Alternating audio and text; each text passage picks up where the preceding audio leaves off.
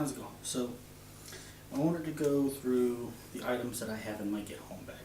It's not my bug out bag. My bug out bag would be a lot bigger than this. It'll have all this stuff in it. It'll be a little bit more self-contained. But just wanted to go through the random small items that I'll have in my get home pack. So, starting off with a way to start a fire. So, with everything I carry in my pack, I go by the rule of two is one, one is none. So in my fire pack, I have 3 ways to start a fire. 3 ways that I can start a flame. Number 1 is a Bic lighter. You never go wrong with a Bic lighter. Simple, easy, cheap. Number 2 is a ferrocerium rod. It's not a lot on this one. This isn't my primary ferrocerium rod, but it does work, does get the job done. I have a blade for striking. And then lastly, I have matches. These are designed for damp climates, but they're not waterproof. I highly recommend waterproof matches, which I have in another kit that we'll go over later. And also, along with these 3 methods of flame, I have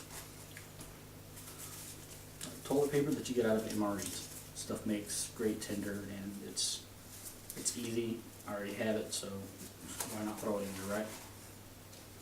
Also, you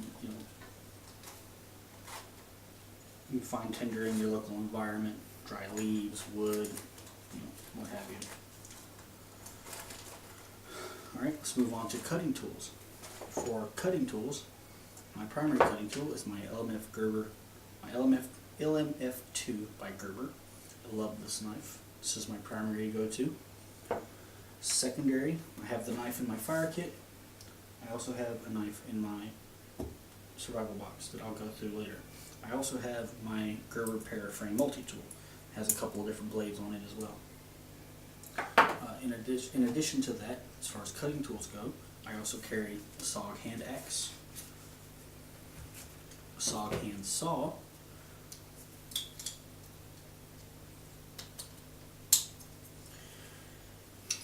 and not really a cutting tool, but it does have a semi-serrated blade.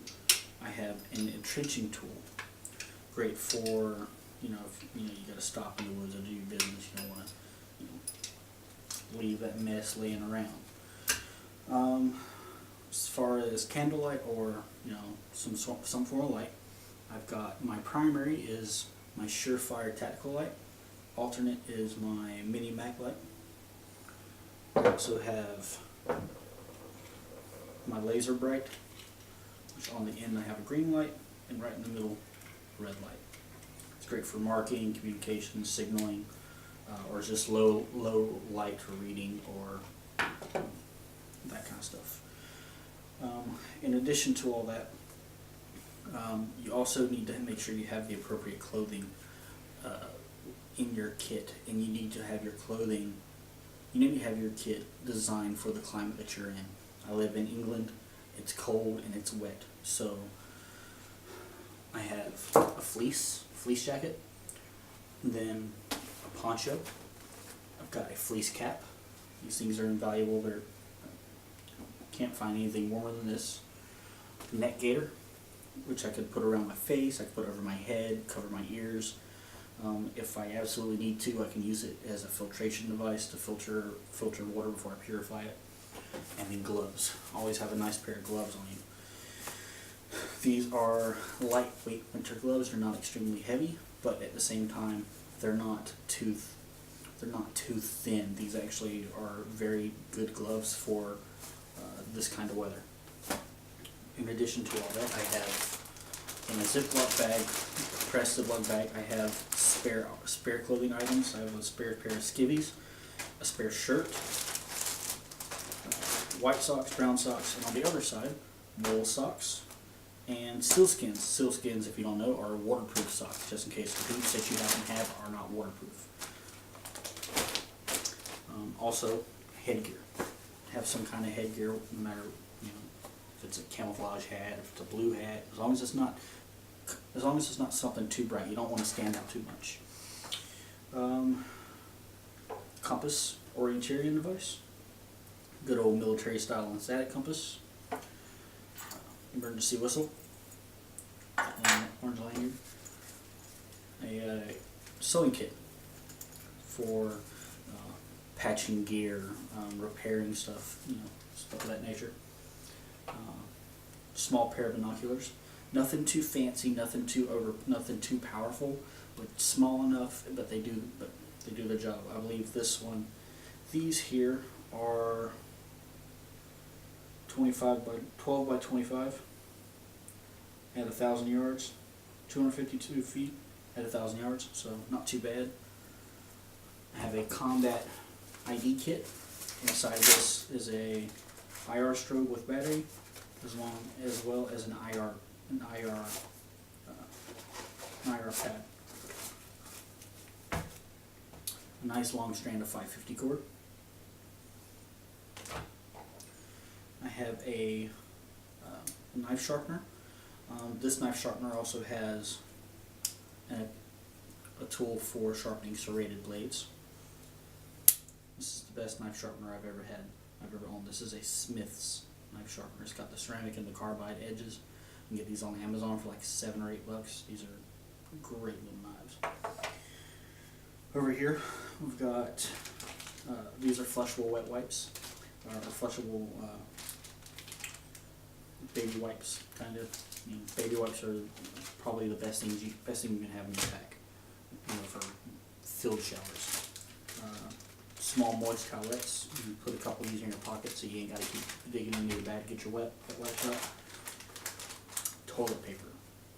Plenty of toilet paper. You don't want to mess around and go to clean yourself with poison ivy or poison oak, especially if you're in those temperate areas. In this pouch I have MRE heaters. You use these for heating up food. You use these for heat. I mean, you don't want to, just with any hand warmer, you don't put it straight up against your skin, get way too hot, but MRE heaters, along with extra matches. And then down here I have my U.S. Army Pocket Survival Guide, Evasion and Recovery. There's a lot of really great information in this book. My Write and Rate notepad with a Write and Rate pen, for taking notes. This here is called a Pointy Talkie, or a visual language translator for safety and travel. So for example, you find yourself in an area where you have a language barrier, or you come across somebody that you can't really understand, or they can't really understand you.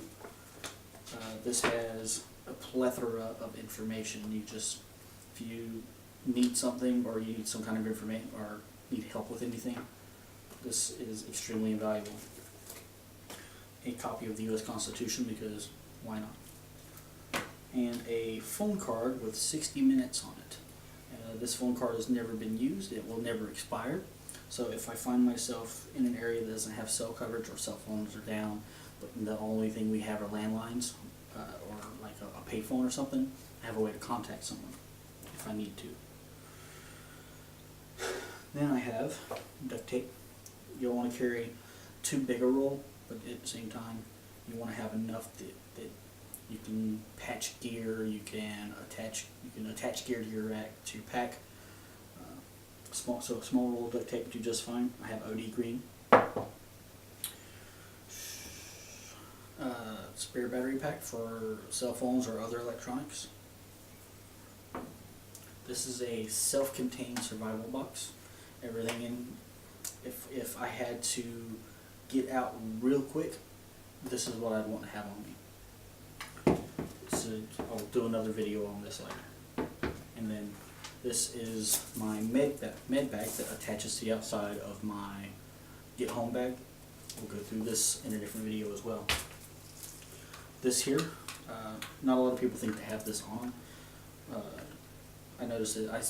I heard about it in a different YouTube video, so I decided to make one of my own. In this waterproof container are pictures. There's a family photo on one side with me, my wife, and my daughters, and on the other side is just a picture of both my daughters. It's for one of those situations where if you get separated, have you seen this person? Have you seen this person? Or if for some reason I need proof of identity, like that's my daughter or she's my wife. Here's a family photo to prove that. And also, in addition to this, I have all of our important documents backed up on a micro SD card, right in between both pictures. Birth certificates, marriage license, stuff like that. The vehicle title, stuff like that. Water, ways to carry and ways to purify water. I have purification tablets in this kit that we'll go through in another video. I have an old school canteen cup that I can boil water in. And in my bag, this is the kit that I use. This is the bag I use. It's a Camelback bag. It being Camelback, obviously, in the back. I have a 3-liter. I have a 3-liter water bladder in here. This will be my primary source of water. And then in this Camelback insulated bottle carrier, I have a Camelback bottle. There's another way to carry water. I prefer to have a steel water bottle, but I have not had the chance to pick one up yet, so plastic's going to have to do. Alright, I believe I covered everything that's out on the table. Come back later on, and we'll have a video on the survival box and a video on the med kit. See you later.